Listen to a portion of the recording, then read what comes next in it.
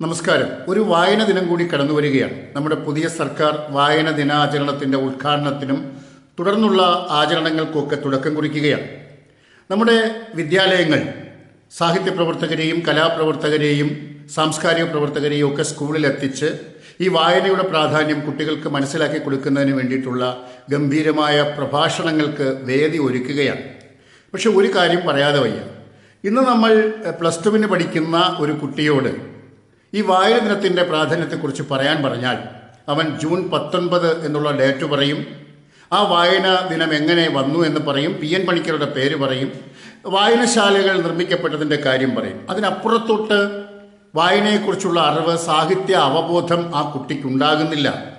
എന്താണ് ഇതിൻ്റെ കാരണമെന്ന് ചോദിച്ചാൽ, പണ്ടൊക്കെ നമ്മൾ ഒരു സ്കൂളിൽ പഠിക്കുമ്പോൾ നമ്മുടെ പാഠ്യപദ്ധതിയിൽ നിരവധി ഒരു വാക്കിനെക്കുറിച്ച്, സാഹിത്യകാരന്മാരെക്കുറിച്ച് മനസ്സിലാക്കുന്നതിന് വേണ്ടിയുള്ള, സാഹിത്യം അറിയാൻ വേണ്ടിയിട്ടുള്ള നിരവധി മാർഗങ്ങളുണ്ടായിരുന്നു.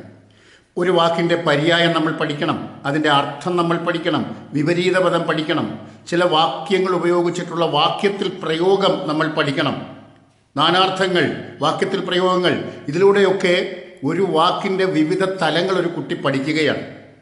5ാം ക്ലാസ്സിൽ പഠിക്കുന്ന ഒരു കുട്ടിക്ക് 4 പദ്യമെങ്കിലും ആ വർഷം കാണാതെ പഠിക്കണം. ആ പദ്യം ആ കുട്ടി ഹൃദിസ്ഥമാക്കുകയാണ്. മാത്രമല്ല, ഉച്ചത്തിൽ ക്ലാസ്സിലൊക്കെ ഭാഷാ അധ്യാപകൻ പാഠം ഉച്ചത്തിൽ കുട്ടിയെ കൊണ്ട് വായിപ്പിക്കും. ഒരു കുട്ടി വീട്ടിൽ വന്നു കഴിഞ്ഞാൽ അവൻ മലയാളം അല്ലെങ്കിൽ ആ പാഠങ്ങൾ ഉച്ചത്തിൽ വായിക്കും. ഇങ്ങനെ ഉച്ചത്തിലുള്ള വായനയിലൂടെ ചില വാക്കുകൾ മനസ്സിൽ, ഹൃദയത്തിൽ ഉറയ്ക്കാനും ആ വാക്കുകളുടെ ഉച്ചാരണം അവന് മനസ്സിലാക്കാനും ഒക്കെ കഴിയുമായിരുന്നു. ഇന്ന് അങ്ങനെയുള്ള സംവിധാനങ്ങളൊന്നുമില്ല.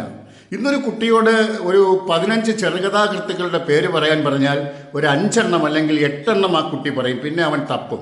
നോവലിസ്റ്റിൻ്റെ പേര് പറയാൻ പറഞ്ഞാൽ അത് തന്നെ, നിരൂപകന്മാരുടെ പേര് പറയാൻ പറഞ്ഞാലും അങ്ങനെ തന്നെ, ഒരു നല്ല 10 മലയാള നോവലുകളുടെ പേര് പറയാൻ പറഞ്ഞാലും ചിലപ്പോൾ പരുങ്ങലുണ്ടാവും.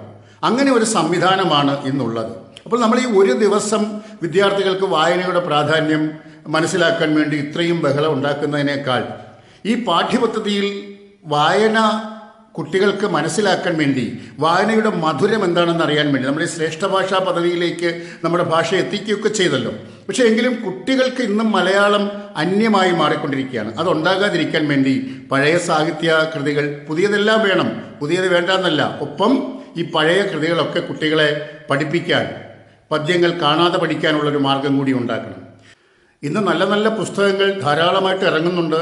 ആ പുസ്തകങ്ങൾ വായിക്കുന്ന ധാരാളം വായനക്കാരുണ്ട്. എങ്കിലും പലപ്പോഴും എഴുത്തുകാർ തന്നെ പല വായനശാലകളിലും വന്ന് ആളുകളെ കൂട്ടി ഈ പുസ്തകത്തിൻ്റെ പ്രാധാന്യം ആളുകൾക്ക് പറഞ്ഞു കൊടുക്കേണ്ട